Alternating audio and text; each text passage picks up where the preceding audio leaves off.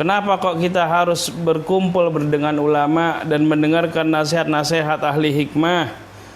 Fa innallaha ta'ala yuhyil qalba al-mayyita, karena sesungguhnya Allah Subhanahu wa taala itu menghidupkan hati yang mati binuril hikmah, dengan cahaya hikmah. Nah, bahaya kalau hati itu sudah mati. Bahaya kalau hati itu sudah redup. Hati sudah mati itu ibarat hati yang gelap. Kata Imam Al-Ghazali, hati itu ibarat cermin. Coba sekarang cermin itu kita beri warna hitam. Sekarang ambil senter, ya. Kita arahkan sinarnya ke cermin itu. Kira-kira bisa memantul atau tidak cahayanya?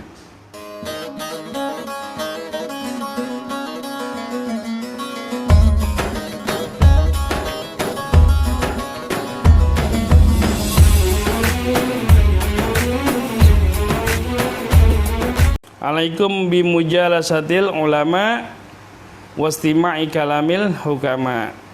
Dan hendaklah kamu, tetaplah kamu bermajlis dengan para ulama, berkumpul dengan para ulama dan mendengarkan kalamnya orang-orang yang bijak. Nah, orang-orang yang bijak di sini maksudnya adalah al-alimina bidzatillah. Jadi orang-orang yang ilmu, orang-orang yang mengetahui zat Allah, orang-orang yang mengetahui Allah. Al-musibina fi aqwalihim wa af'alihim, yang sinkron antara perkataan dan perbuatan. Ya. Sinkron antara perkataan dan perbuatannya. Kenapa kok kita harus berkumpul dengan ulama dan mendengarkan nasihat-nasihat ahli hikmah? Fa innallaha ta'ala yuhyil qalba al-mayyita, karena sesungguhnya Allah Subhanahu wa taala itu menghidupkan hati yang mati binuril hikmah, dengan cahaya hikmah. Allah menghidupkan hati yang mati dengan cahaya hikmah. Nah, bahaya kalau hati itu sudah mati. Bahaya kalau hati itu sudah redup. Ya. Sebab ketika hati sudah mati, ya, hati sudah mati itu ibarat hati yang gelap. Ya. Ibarat hati yang gelap. Hati itu ibarat cermin, ya. Kata Imam Al-Ghazali, hati itu ibarat cermin. Coba sekarang cermin itu kita beri warna hitam. Kita beri warna hitam. Sekarang ambil senter, ya. Kita arahkan sinarnya ke cermin itu. Kira-kira bisa memantul atau tidak cahayanya? Nggak bisa. Nah, sekarang kalau cermin itu bening, maka bisa memantulkan cahayanya, bisa menerima cahaya kemudian memantulkannya lagi. Jadi ketika hati itu bening, dia bisa menerima cahaya, bahkan bisa memantulkan lagi. Itulah gambaran hati manusia. Ketika hati manusia itu bening, ya, sementara ilmu itu adalah cahaya, nasihat kebaikan itu adalah cahaya, hikmah itu adalah cahaya, binuril hikmah, dengan cahaya hikmah dia bisa menyerap hikmah tersebut, cahaya tersebut, kemudian bisa memantulkan lagi ke sekelilingnya. Makanya kalau orang hatinya bening itu mudah menerima nasihat, mudah menerima nasihat kebaikan, bahkan dia bisa menerangi sekelilingnya. Itu adalah hati yang bening. Lah, hati yang bening ini didapatkan dengan apa?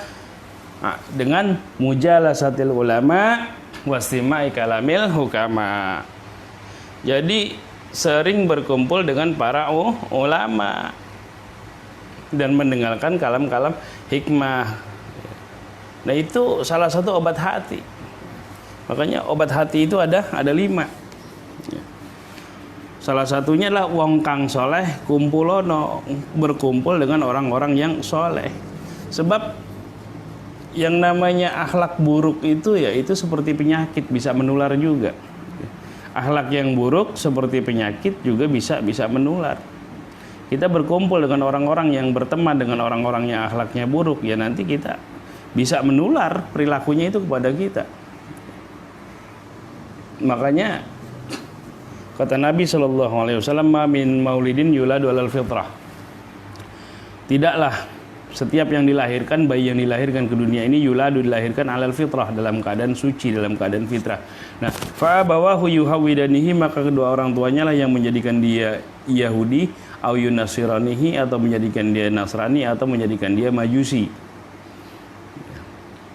Kedua orang tuanya lah menjadikan dia yang membentuknya. Artinya apa? Lingkungannya.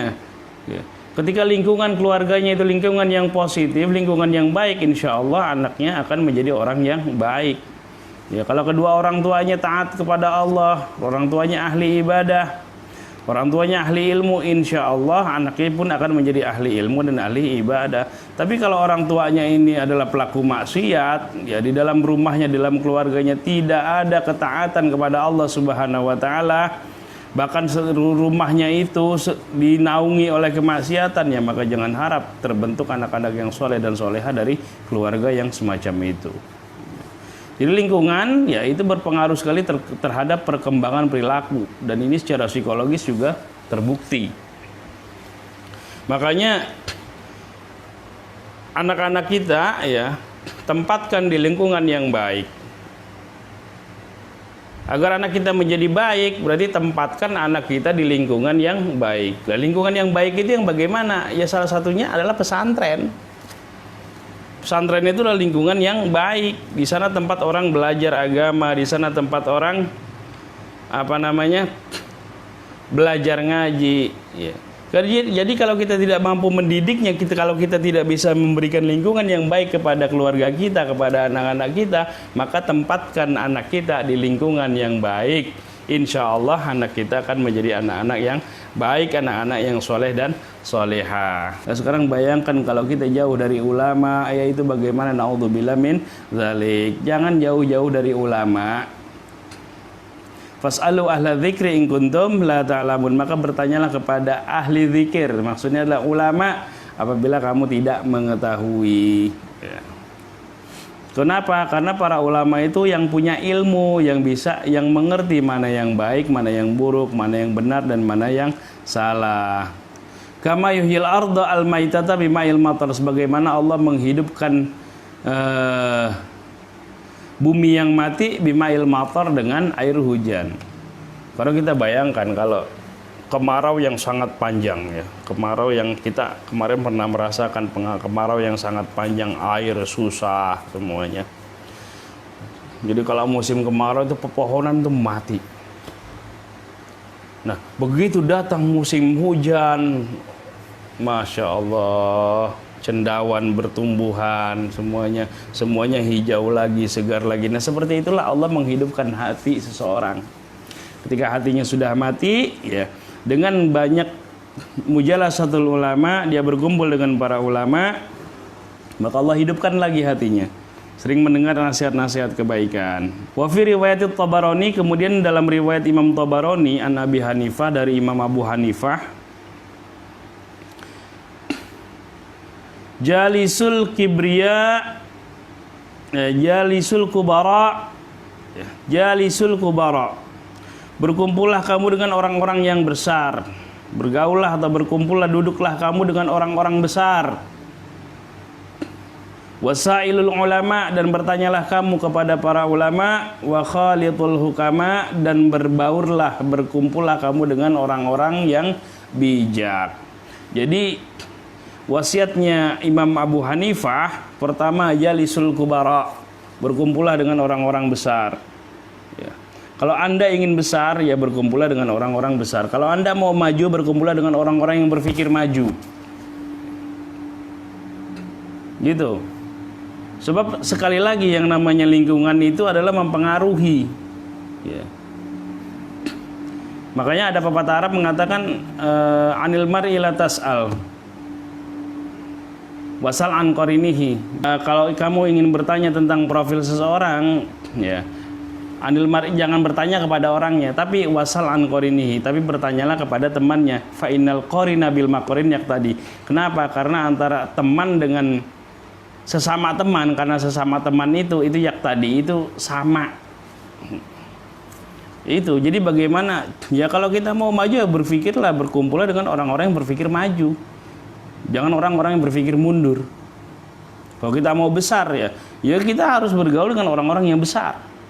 Nah, kemudian bertanyalah kepada para ulama. Kalau kita nggak ngerti, bertanya kepada ulama. Ya, kalau persoalannya persoalan agama, ya tanya kepada ulama. Wa khalitul hukama, dan berkumpullah dengan orang-orang yang bijak, ya, orang-orang yang punya ilmu dan pengalaman, sebab kita bisa belajar dari mereka. Ya. Jadi orang yang sukses itu orang yang sepanjang hidupnya itu adalah selalu belajar. Mereka mau belajar. Utlubul ilma minal mahdi ilal lahdi. Carilah ilmu dari ayunan sampai liang lahat. Ini namanya konsep long life education. Ya, bahwa setiap hari kita ini belajar, setiap hari kita ini berproses semuanya.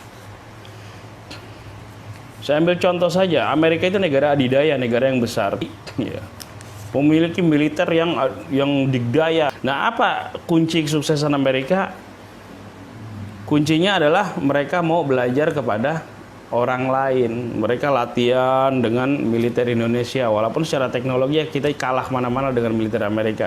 Tapi mereka mau belajar bagaimana taktik strategi militer kita, taktik perang gerilya. Ya, jadi melengkapi ilmu mereka. Jadi kalau kita mau belajar, ya, dan jangan malu belajar kepada orang-orang lain. Ya. Sebab kenapa keahlian yang kita miliki, keahlian setiap orang itu berbeda-beda. Kita menguasai bidang ini, orang lain menguasai bidang itu. Ya kan? Kita mau belajar kepada dia. Jadi orang yang sukses, orang yang berhasil itu orang yang senantiasa mau belajar. Bukan orang yang merasa merasa sudah bisa. Wa fi riwayatin, dalam riwayat yang lain, dalam sebuah riwayat juga dijelaskan, jalisil ulama, duduklah kamu bersama para ulama, wa sahibil hukama, dan bertemanlah dengan para hukama, ahli hikmah, wa khalidil kubara, dan berkumpullah dengan orang-orang besar. Ai fa innal ulamaah, maksudnya adalah karena sesungguhnya para ulama salah satu aksamin, itu ada 3. Jadi ada 3 kategori ulama, ada 3 model ulama. Ya. Pertama, al ulama bi ahkamillah. Ya. Jadi yang kedua adalah, yang pertama adalah ulama, orang-orang yang mengerti hukum-hukum Allah. Wahum ashabul fatwa, mereka ini adalah para ahli fatwa. Walau ya, itu yang pertama. Ini komisi fatwa. Kalau di MUI itu namanya komisi fatwa. Kalau di NU itu namanya lembaga bahthul masail. Jadi ulama yang menggeluti bidang hukum-hukum Allah, yang menguasai hukum-hukum Allah. Yang kedua, wal ulama bidzatillahi faqat. Yang kedua adalah ulama yang mengerti tentang zat Allah, hakikat Allah. Wahum al hukama, mereka inilah orang-orang yang ahli hikmah. Mereka inilah ahli hikmah. Fa fi mudakhalatihim tadhhibun lil akhlaq. Nah, masuk dalam kategori ini adalah tadhhibun lil akhlaq, ulama yang membenahi akhlak. Ini guru mursyid, namanya murabbi, ya, yang membenahi akhlak. Ada ulama fikih yang mengurusi bidang hukum-hukum, fatwa-fatwa, kemudian ada ulama yang mengurusi urusan batin. Ini yang lebih cenderung kepada dalam persoalan